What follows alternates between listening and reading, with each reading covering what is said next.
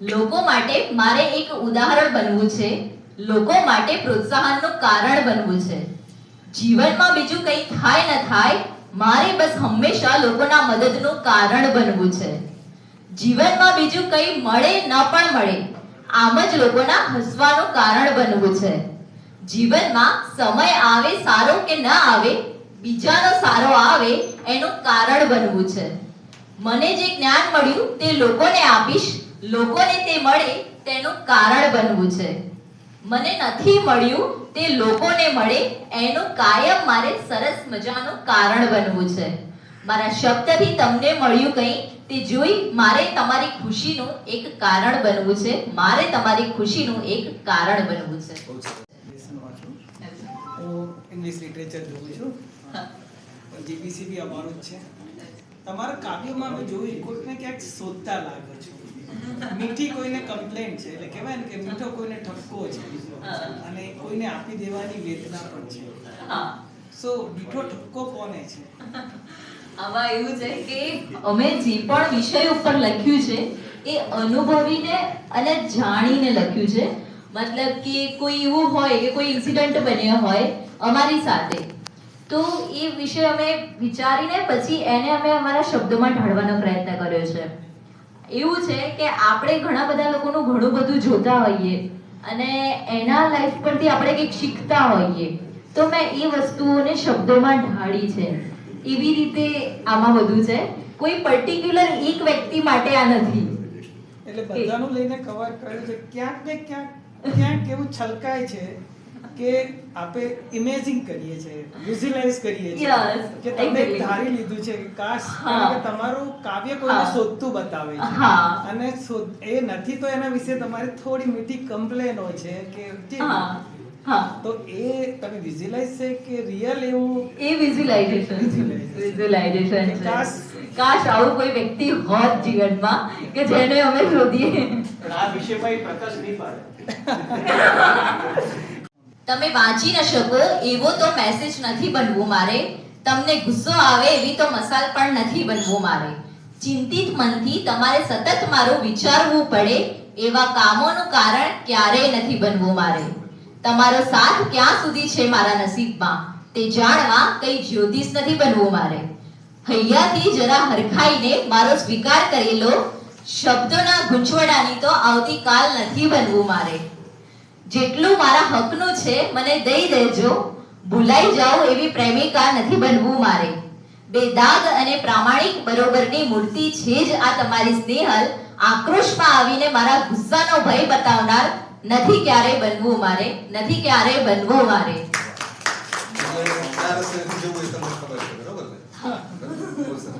હવે તમારા સાલેકિકા છે એની કોઈ એક રચના પણ. હા, શ્યોર. તમને ભવિષ્ય માટેની કેટલીક બહુ સારી સૂચનો પણ આપ્યા છે અને એનો અમલ કરશો અને તમારી જાતને તમે જેટલા પણ ડેવલપ કરતા રહેશો, કારણ કે શીખવાની, તમે જેમ કહ્યું કે શીખવાની કોઈ મર્યાદા નથી, બરોબર? આપણે આપણા મોબાઈલમાં એપ્સ હોય છે, એપ્સમાં હંમેશા અપડેટેડ વર્ઝન આવતા હોય છે, બરોબર ને? અને જો આપણે મોબાઈલના એપ્સને આપણે અપડેટેડ વર્ઝન કરતા હોઈએ તો આપણે આપણી જાતને પણ અપડેટ કરતી રહેવી પડે અને તો જ આપણે રહી શકીએ, કરી શકીએ, બરોબર ને? તો સ્નેહલ, તમને ફરીવાર અમારા વતીથી ખૂબ ખૂબ શુભેચ્છા અને આપણે ઈચ્છીએ કે તમે વધુ લખો પણ સાથે સાથે વધુ વાંચતા પણ થાઓ અને તમારા અપડેટેડ વર્ઝન અમને મળતા રહે. તો અમારા બધા વતી આપણે શુભેચ્છા. હું ફરી પાછી એટલે આપણે કાવ્યાને સોંપવાનું છે નહીં? આઈ થિંક કે તમારું આ જે પુસ્તક છે એ કાવ્યનું છે, પદ્યનું છે. હા, કાવ્ય. તો સાહિત્યના પ્રકારમાં કાવ્ય હંમેશા બધાને કદાચ જે સાહિત્યકાર હોય એનું પહેલું લખાણ તો નાનું કાવ્ય હોય. અને અમારા જમાનામાં તો અમે પ્રેમપત્રો લખતા, ત્યારથી જ દરેક વ્યક્તિના મગજમાં કાવ્ય. તો કાવ્યમાં રૂપક, પ્રતીક, કલ્પન અને ઉર્મી, આ ચારમાંથી કોઈ એક પ્રાધાન્ય સૂર હોય. કોઈ ગેય કાવ્ય આપણે લઈએ તો એમાં પ્રતીકો હોય, વણઝારો કે હલું કે પટી તારા પગલા વખાણ, આ બધા એના રૂપકો આવ્યા, પ્રતીકો આવ્યા. પછી કલ્પના આવ્યું કે વ્યોમ વિહાર કરે એનું કાવ્ય લખાતું હોય. દાખલા તરીકે માધવરામાનું છે. પ્રતિક અને ઉર્મી, આપના કાવ્યની આપની પોતાની કઈ ખાસિયત? હવે એવું છે કે અમે અછાંદસ હજુ લખ્યું છે, અછાંદસ કાવ્યો છે અમારા જે પણ છે એ. હજુ આગળ વાંચન કરીને હજુ આગળ ઘણું બધું અમારે શીખવું છે.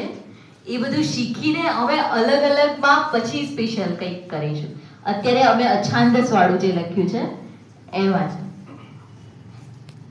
હા હા ક્રિઝા દીદી જે છે એ સુરતના રહેવાસી છે, કતારગામ રહે છે એ, અને એ ટોટલી વ્હીલચેર હોલ્ડર છે. તો એમનું ખાલી હાર્ટ કામ કરે છે અને ફેસ કામ કરે છે, બાકી એ ટોટલી બેડ ઉપર છે. એટલે એ છેલ્લા 32 વર્ષોથી આવી સ્થિતિમાં છે. એ 6 મહિનાના હતા ત્યારે એમને કોઈ તાવ આવ્યો અને એમાં એમને આંચકી આવી ગઈ અને એમાંથી એમની આવી પરિસ્થિતિ સર્જાઈ. પણ એમણે ક્યારેય હિંમત નથી હારી. એમને લખવું બહુ ગમે છે, તો એ એમના શબ્દો અત્યારે પણ સોશિયલ મીડિયા ઉપર એમના શબ્દો બહુ જ પ્રખ્યાત છે. અને આપે એની જે રચના સાંભળી એમાં પણ એમને કંઈક દેવાની ભાવના છે. હા. એમને પોતાની તકલીફ છે, પણ તકલીફ છતાં પણ એમનો હા. પ્રયાસ નથી, પણ કંઈક દેવાની ભાવના છે. હા. એટલે આપણે એ જે સ્પિરિટ છે એને સલામ કરવો પડે. હા. કે એક વ્યક્તિ કે જે કેટલા બધા વર્ષોથી બેડ રિડન છે અને છતાં પણ એને કોઈની સામે ફરિયાદ નથી. હા, સાચી વાત, સાચી બરોબર. વાત. સ્નેહલ, તમારું આગળનું વિઝન શું છે? તમે એક પુસ્તક લખ્યું, પણ પછી આગળનું વિઝન શું છે તમારું? એની થોડી વાત કહેશો? હા, મારે આગળ પણ હજુ પુસ્તકો લખતા રહેવું છે. એ મારું છે કે હા, મારે આ જે લખ્યું છે કવિતાઓ છે, મારે આગળ કંઈક અલગ લખવું છે, કંઈક સ્ટોરી નોવેલ એ ટાઈપનું કંઈક અલગ લખવું છે. અને આગળ પછી વિચારવું છે કે આનાથી પણ વધારે કંઈક થઈ શકતું હોય જે મારું પોતાનું સ્ટાર્ટઅપ હોય. તમે પત્રકારત્વ હા. કરવું છે તો એની પાછળ પણ એક ઉદ્દેશ હશે ને તમારે? હા, એની માટે મારો આ જ છે કે મારે સારું એવું શીખવું છે બોલવાની કળા વિશે, અને જે હું ક્યાંક કરી શકું, જાતે પોતાનું સ્ટાર્ટઅપ ઊભું કરી શકું, પોતાનો સ્ટુડિયો ખોલીને વોઇસ ઓવરના ને એ બધા કામ કરી શકું, એની માટે. બહુ સરસ. એટલે એક સ્વપ્ન તમારી પાસે છે. હા. તો અમારા બધા વતી તમારું સ્વપ્ન સાકાર થાય તમને શુભેચ્છાઓ. Thank હવે આગળ જે તમે કોઈ એક વ્યક્તિનો હશે કે જેનો પ્રભાવ તમારા જીવન ઉપર રહ્યો હોય, એ તમારા કુટુંબની કોઈ વ્યક્તિ હોય અથવા તો કોઈ મહાનુભાવ હોય, એના વિશે કહેશો? એવું છે કે ઇન્સ્પિરેશન છે ને આપણને બહુ બધા લોકો આપી જાય. ઘણા બધા લોકો આપણને જીવનમાં એવા મળતા હોય કે જેથી આપણને એવું થાય કે આનામાંથી કંઈક શીખવા જેવું છે, આપણે આનામાંથી આપણે આ વસ્તુ શીખી લઈએ. તો હું એવા ઘણા બધા લોકોને મળતી હોઉં છું કે જેના પાસેથી હું કંઈક ને કંઈક શીખું છું કે આ બહુ સંઘર્ષ કરે છે, કે પછી આનામાં આ પ્રેઝન્ટેશન કરવાની સારી સ્કિલ છે. તો એ બધું હું નોટિસ કરું છું, પણ હું આંધળું અનુકરણ નથી કરતી. તો તમે જે પ્રેરણાની કે જે વાત કરીએ, તો સૌથી પહેલા હું મારા માટે છું. કેમ કે મને એવું છે કે હું મારી પાસેથી શીખીશ, પછી હું કોઈને શીખવાડી શકીશ. હું લોકોનું જોઈને શીખીશ, પણ પછી આંધળું અનુકરણ કરીને પછી બધું જ ફોલો કરવા હું નહીં જાઉં. પણ હા, મને શીખવું ગમે છે, તો હું નાની નાની વસ્તુઓ શીખું છું, પણ હું મારું વ્યક્તિત્વ એવું બનાવવા માંગુ છું કે લોકો મારી પાસેથી કંઈક વધારે શીખે. એટલે આપણે જેને કંઈક આપણામાં પોતાનામાં આપણે એડ ઓન કરતા. હા, હા, બરાબર. પોતાનું સુધારેલું વર્ઝન વર્ઝન આપીએ. આપતા. હા.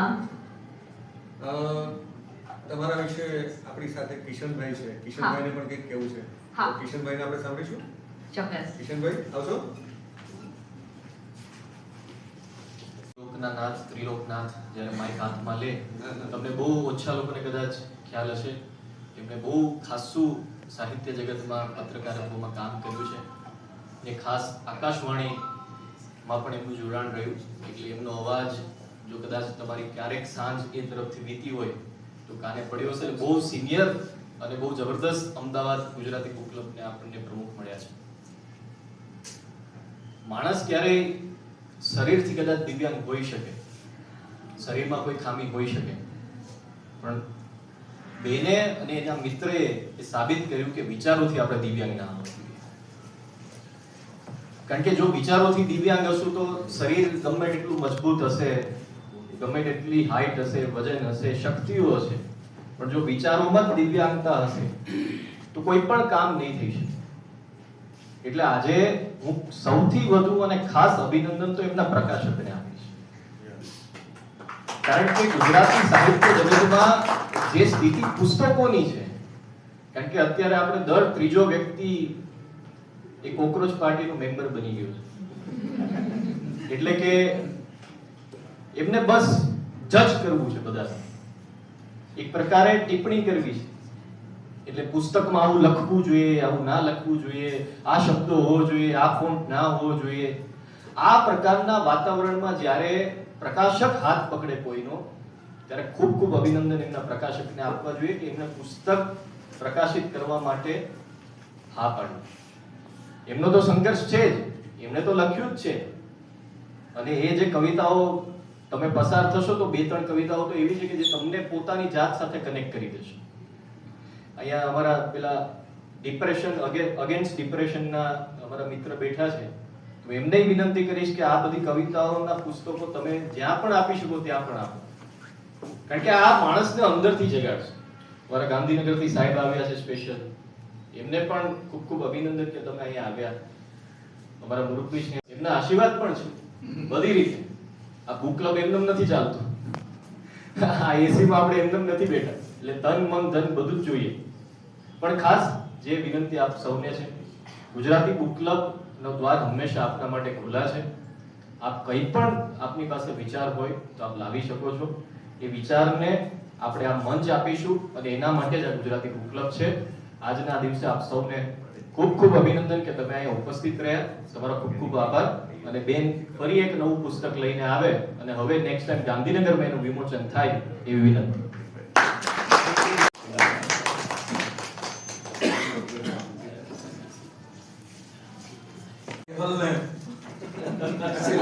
ખૂબ ખૂબ અભિનંદન. ચલો, મારું નામ તો રોશન કર્યું.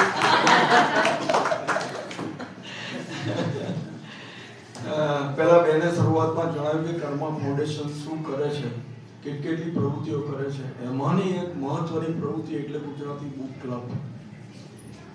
ગુજરાતી બુક ક્લબનું જે મુખ્ય હેતુ છે એ છે કે આપણે બધા તો ગુજરાતી ભાષાના ખરેખર બહુ જ મોટા ચાહકો છે, માટે તો અહીંયા છીએ. પણ આવનારા દિવસોમાં આપણી જે ગ્રાન્ડસનની જે પેઢી છે, આવનારી પેઢી, એને પણ ગુજરાતી ભાષા પ્રત્યે પ્રેમ રહે અને એ પણ ગુજરાતીમાં વાતો કરે. અંગ્રેજીમાં ભણે એ ખોટું નથી, મારા પૌત્રો બી અંગ્રેજીમાં જ ભણે છે, પણ સાથે સાથે ગુજરાતી ભાષા પ્રત્યેનો એમનો પ્રેમ ઓછો ના થવો જોઈએ. એ પ્રયત્ન દરેક મા બાપની મોટી ફરજ છે. અને એના માટે થઈને અમે ખાસ એક કામ કરી રહ્યા છીએ કે અમે ઇંગ્લિશ મીડિયમની સ્કૂલોમાં જઈએ છીએ અને ત્યાં ગુજરાતીમાં છોકરાઓને તેમની સાથે વાર્તાલાપ કરીએ છીએ, ક્વેશ્ચન આન્સર્સ કરીએ છીએ. એ રીતે એમનામાં ગુજરાતી ભાષા પ્રત્યેનો પ્રેમ જગાડવાની કોશિશ કરીએ છીએ અને એનું પરિણામ પણ અમને બહુ સારું મળી રહ્યું છે. કર્મા ફાઉન્ડેશન જેમ વાત થઈ એ રીતે મુખ્ય કામ તો સેવા કરવાનું જ કામ છે. તમને જાણીને આનંદ થશે કે ગુજરાતી કર્મા ફાઉન્ડેશને અત્યારે 500 ગરીબ દીકરીઓની ભણાવવાની કમ્પ્લીટ જવાબદારી લીધેલી છે અને આવનારા દિવસોમાં આ આંકડો 1000ને ટચ કરી જાય એવી અમારી બધાની બહુ ઈચ્છા છે અને એ માટેના પ્રયત્નો અમે કરી રહ્યા છીએ. એવી બીજી અનેક પ્રવૃત્તિઓ છે જેની અંદર કર્મા ફાઉન્ડેશન પોતાનું યોગદાન આપે છે. કોરોનાના સમયમાં તો પોતાની જાનનું જોખમ લઈને રોજના 2.5 લાખ પેકેટ્સ ભોજનના પેકેટ્સ બનાવીને ગરીબ વસ્તીઓમાં વહેંચવાનું કામ કરતા હતા. એ ખરેખર કાબિલે દાદ છે કે પોતાની જિંદગી જોખમમાં મૂકીને પણ લોકો આવા પ્રકારનું કામ કરવા અમારા જે વોલેન્ટિયર્સ છે આપતા હતા. That was the greatest work they did. Shankar જય કિશન, કલ્યાણજી આનંદજી, જતીન લલિત, પણ તમે આ 2 જણા ભેગા થઈને કામ કર્યું એ તો બહુ સરસ કામ કર્યું છે અને તમારી ઉંમર જોતા મને લાગે છે કે તમે આવનારા દિવસોમાં સેન્ચુરી મનાવશો 2 જણા ભેગા. અચ્છા, મારે જે તમને ખાસ કહેવું છે કે જે વાત મેં કરી કે આપણી આવનારી પેઢી જે છે એના સુધી આપણી ગુજરાતી ભાષા જળવાઈ રહે એવા પ્રકારનો પ્રયત્ન આપણે કવિ લેખક તરીકે કરવો જોઈએ. મેં પણ એક નાનકડો પ્રયત્ન કર્યો છે. એકવાર એવું બન્યું કે એક ભાઈએ મને એક પુસ્તક આપ્યું, કહેવતોનું પુસ્તક આપ્યું. હું મારી ઓફિસમાં આમ ફ્રી બેઠો તો મેં લાવી જોઉં જ ખરો પુસ્તક. પુસ્તક જોતો ગયો તો મને પણ થોડી તકલીફ પડી કે અમુક જે કહેવતો હતી એનો અર્થ મને ખબર નથી. એટલે તરત જ બીજો વિચાર સ્ટ્રાઇક થયો કે જો મને નથી ખબર તો મારા પૌત્રને કેવી રીતે ખબર પડશે. પછી મારા કવિ રાજાએ જવાબ આપી દીધો કે તું આના ઉપરથી ગીતો બનાય. અને ખરેખર વિચાર બહુ નોવેલ્ટી હતો કે ખરેખર કહેવતો પરથી ગીતો કઈ રીતે બને. પણ મેં શરૂઆત કરી અને બરાબર હરિનો માર્ગ છે સુરાનો એ પહેલી કવિતા પહેલી કહેવતથી જ શરૂઆત કરી, ભગવાનને યાદ કરીને. અને એમ કરતા કરતા 108 કવિતા બની ગઈ કહેવતો ઉપરથી. અને મારું પુસ્તક બહાર પડ્યું કહેવતોને કાવ્યના વાડા, એ પુસ્તક બહાર પડ્યું. અને અત્યારે એ પુસ્તક આપણા ગુજરાત સરકારના શિક્ષણ વિભાગમાં અત્યારે વિચારણા હેઠળ છે કે આવનારા દિવસોમાં આમાંથી કહેવતો લઈને છોકરાઓને આગળ સમજાવવાનું કામ થાય એ રીતે આ બનાવ્યું છે. એટલે એ રીતે તમને પણ વિનંતી કરું છું કે તમારા જે કાવ્યો છે એમાં ક્યાં કોઈ જગ્યાએ આવનારી પેઢીને આપણે કંઈક જગાડી શકીએ, જોડે રાખી શકીએ એવો પ્રયત્ન તમે કરો એવી મારી ઈચ્છા છે. તમે કરશો એ મને પૂરી ખાતરી છે. બસ આજના દિવસે તમને ખૂબ ખૂબ આશીર્વાદ આપું છું અને મારી વાત પૂરી કરું છું. ગુજરાતી હિન્દી બંનેમાં ગીતો લખું છું ને હું જ કમ્પોઝ કરું છું. એટલે 75 ગીતો છે. બધા આકાશવાણીમાં ટીમમાં બધે આવે છે. અંકલ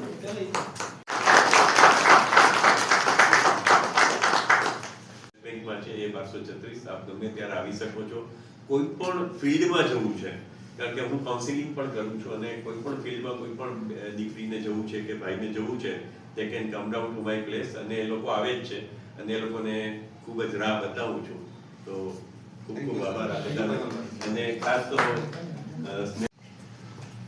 સ્નેહલ અને ક્રિઝા મારી એક સ્ટુડન્ટ છે જિજ્ઞાસા પટેલ કે જેમણે પોસ્ટિંગ ધ રિફ્લેક્શન બુક લખેલી છે અને એનું ઇંગ્લિશ વર્તન આખું હમણાં મેં કર્યું છે અને અમે લોકો હમણાં પબ્લિશ કરીએ છીએ. બીજી પણ બુક આવે છે ગેલેક્સી ઓફ સાબરકાંઠા, જેમાં સાબરકાંઠાના ઘણા બધા લોકો વિશે લખ્યું છે.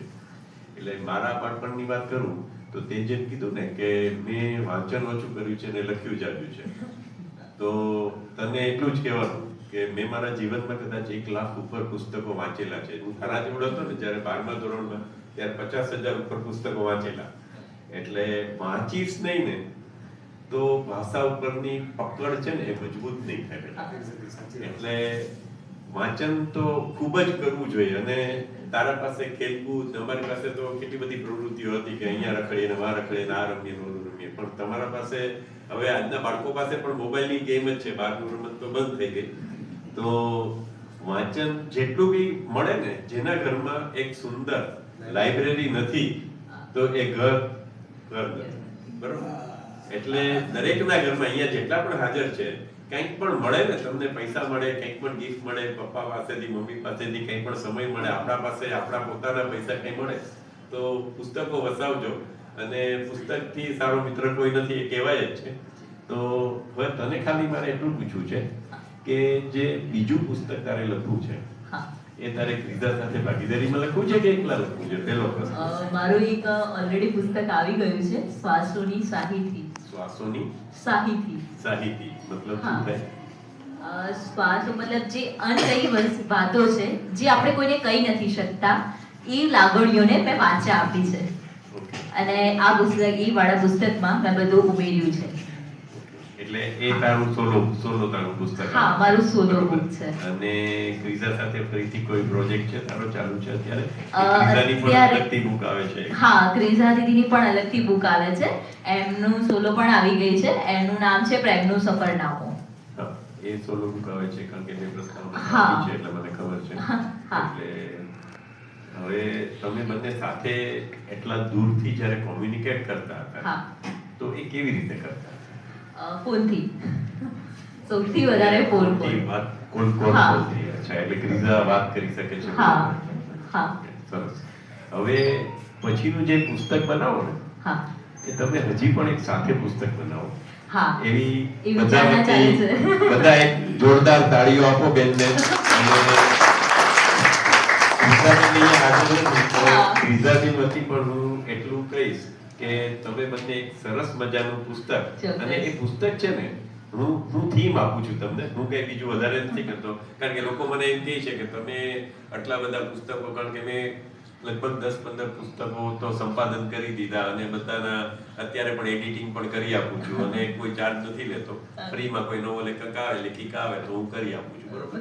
પણ હું તમને એટલું કહીશ કે તમે બંને સાથે એક નવલકથા લખો, અને નવલકથામાં થીમ કેવી રીતે લખવાની, એક ચેપ્ટર તું લખીશ, એ ચેપ્ટર તું એને મોકલાવીશ, બીજું ચેપ્ટર એ લખશે.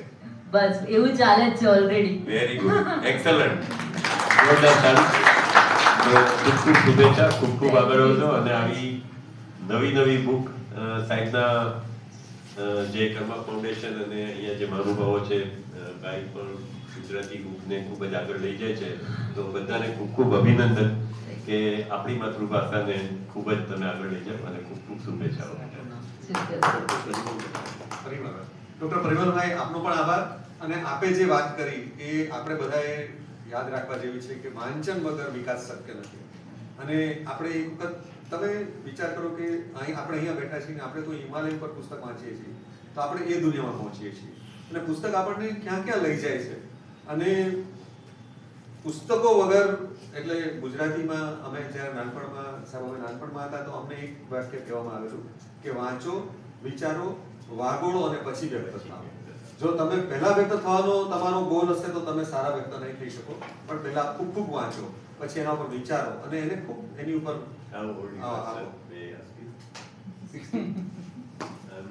પરમાર અને શ્રી ત્રિલોક સંઘાણીનો હાર્દિક આભાર વ્યક્ત કરું છું કે તેમણે આ પુસ્તક વિમોચનને એક અર્થપૂર્ણ અને યાદગાર કાર્યક્રમ બનાવ્યો. અહીં ઉપસ્થિત દરેક વ્યક્તિને પણ અમે તમારા સમય, સહકાર અને ભાગીદારી માટે દિલથી આભાર માનીએ છીએ. અમે આશા રાખીએ છીએ કે આજનો આ કાર્યક્રમ તમને ગમ્યો હોય, અને આગળ પણ કર્મા ફાઉન્ડેશન દ્વારા આયોજિત જીટીસીના કાર્યક્રમોમાં આપનું સ્વાગત કરવાની તક મળતી રહે. Thank you.